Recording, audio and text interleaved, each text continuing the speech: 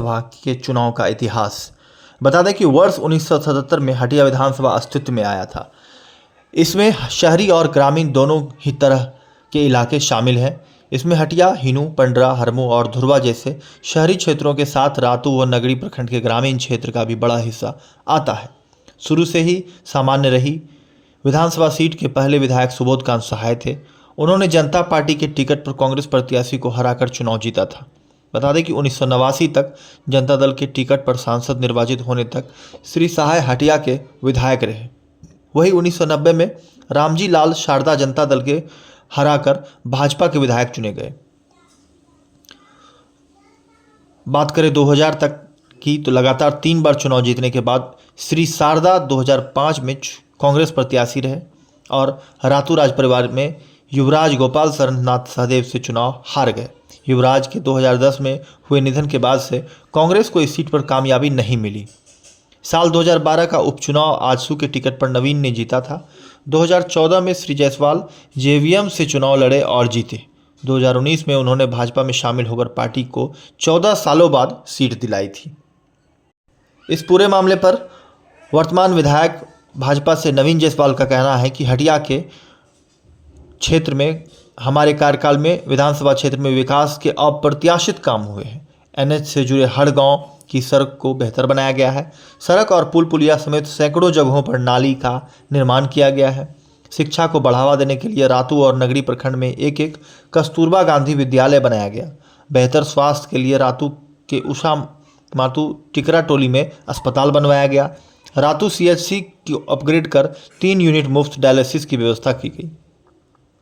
वही क्षेत्र में 300 करोड़ रुपए की सड़क बनवाई गई। 450 करोड़ की लागत से रातू की 10 पंचायत में सभी घरों के लिए रुक्का डैम से शुद्ध पेयजल की व्यवस्था की गई है। अमृत योजना के तहत विधानसभा के नगर निगम क्षेत्र में 550 करोड़ की लागत से पेयजल की व्यवस्था की जा रही। मेरे कार्यकाल में उन्होंने बताया कि गांव के एक घर तक बिजली और तार पहुंचा है। 24 घंटे में जल गए ट्रांसफार्मर बदले जा रहे हैं। श्री जायसवाल ने कहा है कि चुनाव जीतने पर रातू सीएचसी को पूर्ण रूप से अपग्रेड कर 100 बेड का सुपर स्पेशलिटी अस्पताल बनाया जाएगा।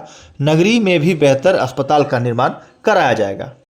वही कांग्रेस के प्रत्याशी रहे चुनाव में 2 नंबर पर पोजीशन पर रहे कांग्रेस के अजय नाथ सहदेव ने कहा है कि हटिया विधानसभा क्षेत्र में कई बार भाजपा के विधायक रहे, लेकिन उन्होंने केवल जाति और धर्म के नाम पर वोट की राजनीति की। हटिया की जनता विकास के लिए तरस गई है। रोजगार के लिए रातू में बंद पड़ी फैक्ट्री खुलवाने के लिए विधायक के कभी प्रयास नहीं किया। एचईसी के कामगारों की हालत अत्यंत गंभीर है। पिछले 2 वर्षों से उनको वेतन नहीं मिला है। एचईसी मरणासन स्थिति में पहुंच गई है। एचईसी की दशा सुधारने के लिए विधायक ने कभी प्रयास तक नहीं किया। क्षेत्र में महिलाओं को रोजगार को काफ़ी आस थी, लेकिन विधायक हाथ पर हाथ धरे बैठे हैं। पूरे हटिया विधानसभा क्षेत्र में एक भी अच्छा सरकारी अस्पताल नहीं है। गरीब जरूरतमंद लोग स्वास्थ्य संबंधी सुविधाओं से वंचित हैं। शिक्षा के क्षेत्र में इलाका काफ़ी पीछे है। रातू और नगरी में होनहार छात्र होने के बाद भी क्षेत्र में एक भी अच्छा सरकारी स्कूल या शिक्षण संस्था नहीं है। यहाँ पर आपको यह भी बताते चलें कि राजधानी रांची से बिल्कुल सटा हटिया विधानसभा में कई सारी समस्याएं अभी भी जस की तस पड़ी हुई है। वही इस पूरे विधानसभा के स्थानीय लोगों का कहना है कि 3 बार से विधायक नवीन जायसवाल इस क्षेत्र में जीत रहे हैं, लेकिन अचीसी क्षेत्र के लोगों का समस्याओं पर ध्यान कभी नहीं देते, जिससे लोग काफ़ी नाराज हैं। लोगों का यह भी कहना है कि नवीन जायसवाल के नेतृत्व में हटिया विधानसभा में विकास कार्य जरूर किए गए हैं, लेकिन अब भी बहुत कुछ रह गया है। कमियों को दूर करना शेष है। कई स्थानीय लोगों का यह भी कहना है कि इस बार वह परिवर्तन चाहते हैं और जिन कामों को अब तक अधूरा रखा गया है उसे वह पूरा देखना चाहते हैं।